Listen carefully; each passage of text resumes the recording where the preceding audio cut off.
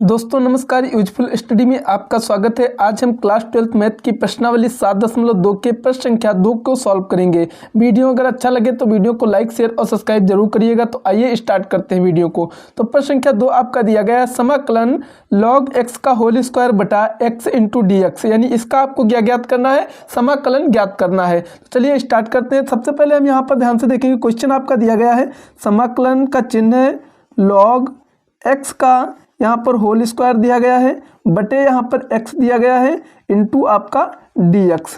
अब यहाँ पर ध्यान से देखिएगा, अब इसको हम हल करेंगे तो यहाँ पर जो log x दिया गया है इसको क्या मान लेंगे t। तो यहाँ पर लिखेंगे माना t बराबर हमारा क्या हो जाएगा, log x हो जाएगा। अब यहाँ पर ध्यान से देखिएगा, t बराबर log x हो गया तो हम इसका क्या करेंगे, x के सापेक्ष अवकलन करेंगे। तो लिखेंगे x के सापेक्ष अवकलज करने पर अब हम क्या करेंगे, इसका x के सापेक्ष अवकलन करेंगे।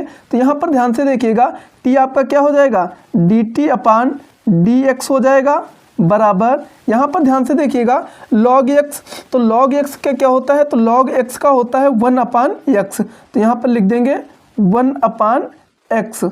अब यहाँ पर ध्यान से देखिएगा, ये dx क्या है, इधर बटे में है तो इधर जाएगा, क्या हो जाएगा, गुणे में हो जाएगा। तो हमारा क्या हो जाएगा, dt बराबर यहाँ पर क्या हो जाएगा 1 बटे x इंटू क्या हो जाएगा dx हो जाएगा।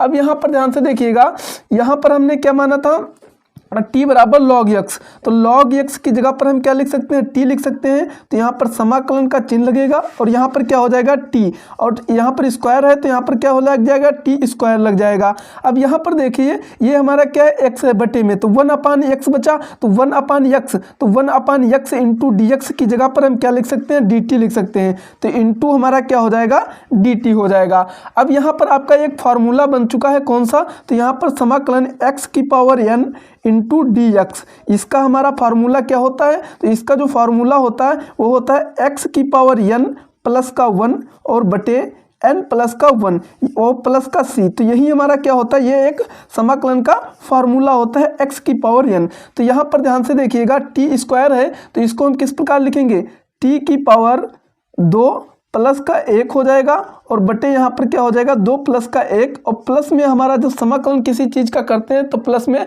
समाकलन नियतांक आपका c जुड़ जाता है।